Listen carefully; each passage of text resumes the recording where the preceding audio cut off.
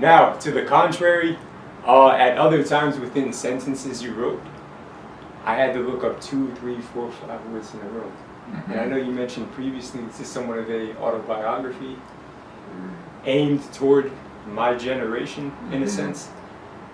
So there's a little bit of a, an irony in that as well. The words you use, especially with social media being so ADHD and people not reading books, as you mentioned in the previous interview, which is true. What do you think? Well, there's always method in the madness.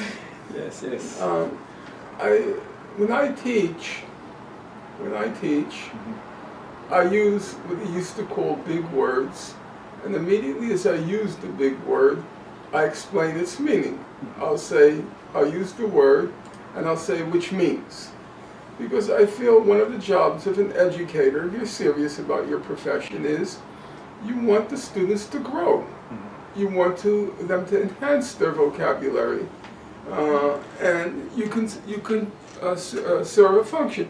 I remember I had a student, his name was Richard Wright, he later became a lawyer, and he said to me that the way I used words in the class, it inspired him to want to become like me. And yes, I think that's a useful function, to inspire young people. Why did people admire Malcolm X? Why did they admire him? Well, one of the reasons they admired him was his fastidiousness of expression, precision of expression. He never used a curse word. He said a curse word is a poor excuse for bad thinking or weak thinking. So one of the reasons they admired him was his eloquence. And he took great pride in that. So that's one aspect of it that I think you should want to raise the standard and encourage the students to want to raise their own standard. The second thing is the book is in part a accusation against this whole tweet culture. You probably noticed that many of my paragraphs go on for 3 or 4 pages. Yeah, nowadays if you read a newspaper, a paragraph is only 1 sentence. Well, that's not a paragraph, that's a sentence. And I decided to restore the 19th century use of the paragraph. It was my way of saying that I don't like, not because I'm a conservative, but because I think there's a real problem in a culture which confuses a tweet with an argument. A tweet is not an argument. A tweet is at best a statement. At best, a statement. An argument is a very complex thing to cobble together. You have to work through the logic of an argument. You have to look for the holes in the argument and answer them. You have to, in writing an argument, in making an argument, you have to always have the reader in mind. Namely, I know what I want to say, but have I made it clear enough that the reader knows what I want to say? So have I include all the links in the argument? So how do they get from A to Z? Well, there was B, C, D, E, and sometimes you have to fill in every link because your mind knows what you want to say, but the reader may not. And also, as you fill in the links, you realize, hey, there's a problem with this argument because B does not go to C and C does not go to D. So I think a lot of your culture, I have a correspondent, I won't name him. Every day in my email box, he sends me 10 links to 10 tweets. I'm thinking, is that all he does all day? Look at tweets? Is that intellectually substantial? Tweets are the equivalent of burps. They're not arguments, So the book was a reaction to that. Then, you can get to a stage like I'm at now, and if you'll forgive me, I'm just going to get up for 1 second, just Yeah, to no illustrate worries. my point. Sure. Okay.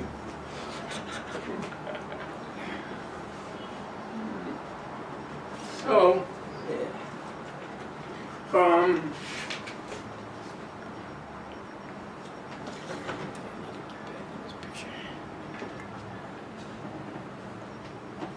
let's see. Not the best example. Just give me a moment.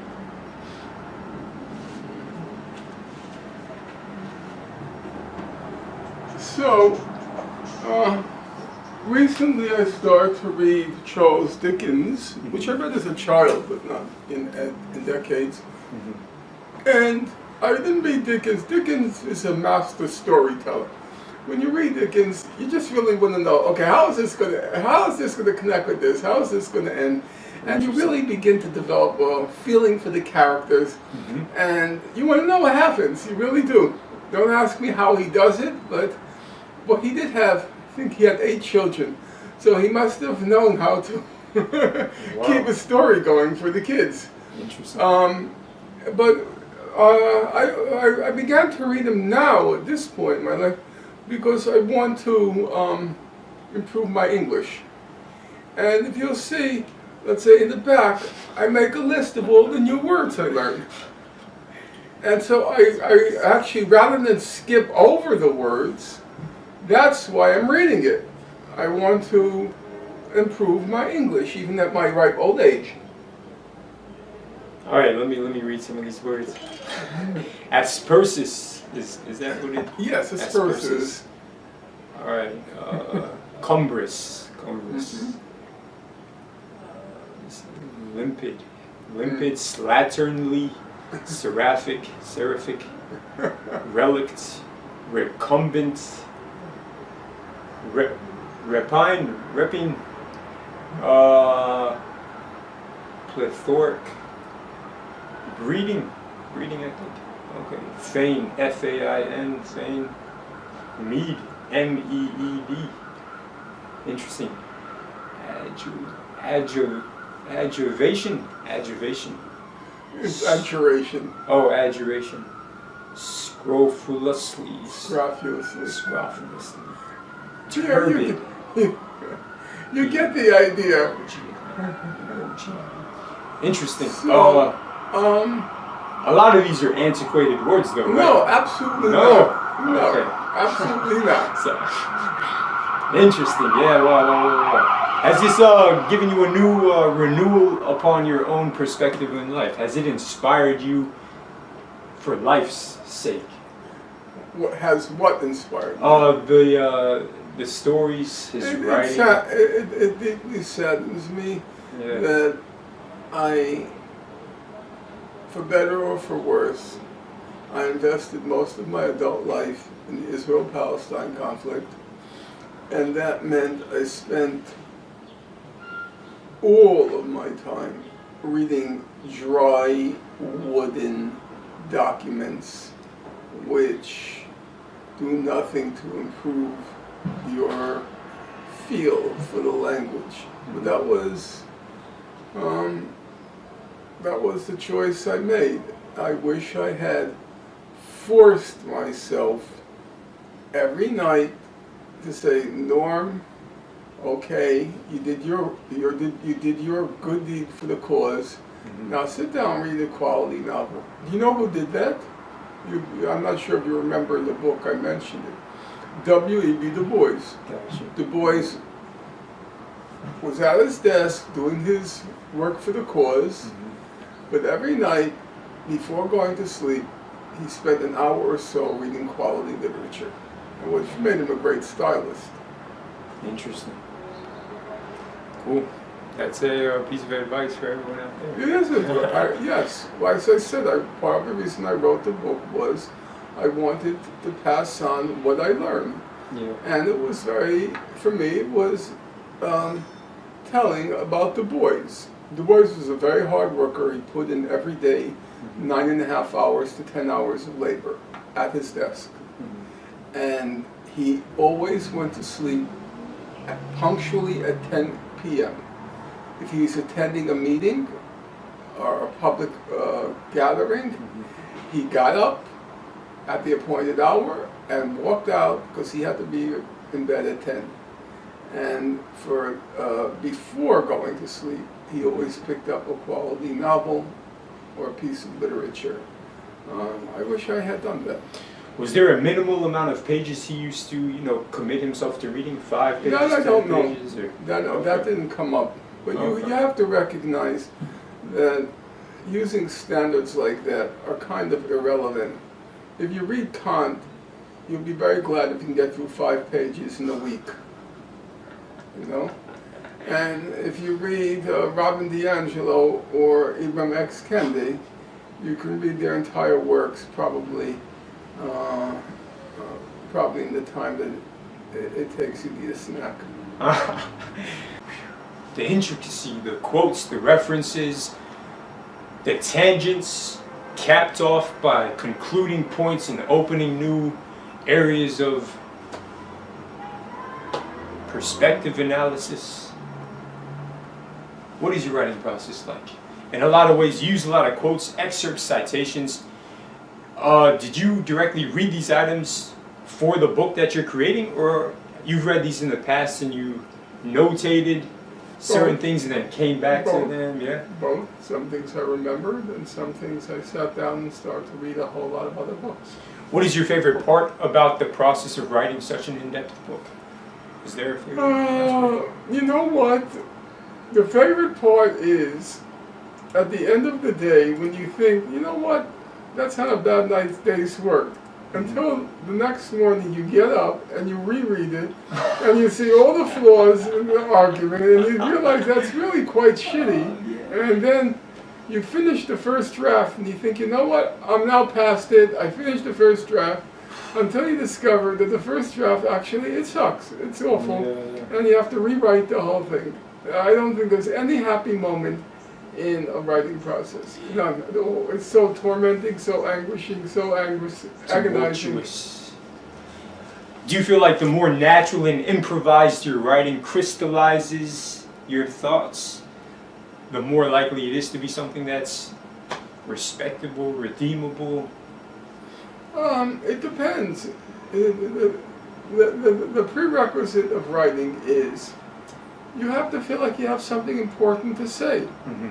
If you don't have something important to say, then you shouldn't be writing. So in a lot of ways it should come natural, because if you have something important to say, it should... Nothing comes, because you come up with an idea, but an idea is not a tweet. Sure. So an idea, you have to work it out. Yes. There is the main argument, then the sub-argument, and then the sub-sub-argument. It's a very complex, protracted process. No idea can be encompassed, at least at the start. It can't be encompassed in one sentence. It is true that once you've worked out the argument in all its clauses, subclauses, subclauses, subclauses, subclauses, it probably is possible, after you've worked everything out, to come up with a succinct summary. A thesis statement. After the process. Sure. But before, you don't have a clue where this is going. You know, the book I just wrote, it was supposed to be 3,000 words. That's my author, my publisher at the time. He dropped me. What my publisher at the time wanted, 3,000 words. It ended up being 180,000. Gotcha. It just got much more complicated than I expected, I anticipated, than I predicted. How long did it take you to write that book? It's now about 2.5 years. 2.5 years? Yeah. Your writing process, you write primarily in the mornings, in the evenings? Nights. Nights, so you're a night owl. Yeah, morning is email. Yeah. Afternoon is me. I get fresh air, I try to be outside. Cool. And then usually from 7 to 2 a.m., from 7 p.m. to 2 a.m. I'm working. Nice, cool. What is your least favorite part about writing a book? Yes. Every part I hate. Your organizational skills must be a strong suit for you. Very organized. They develop.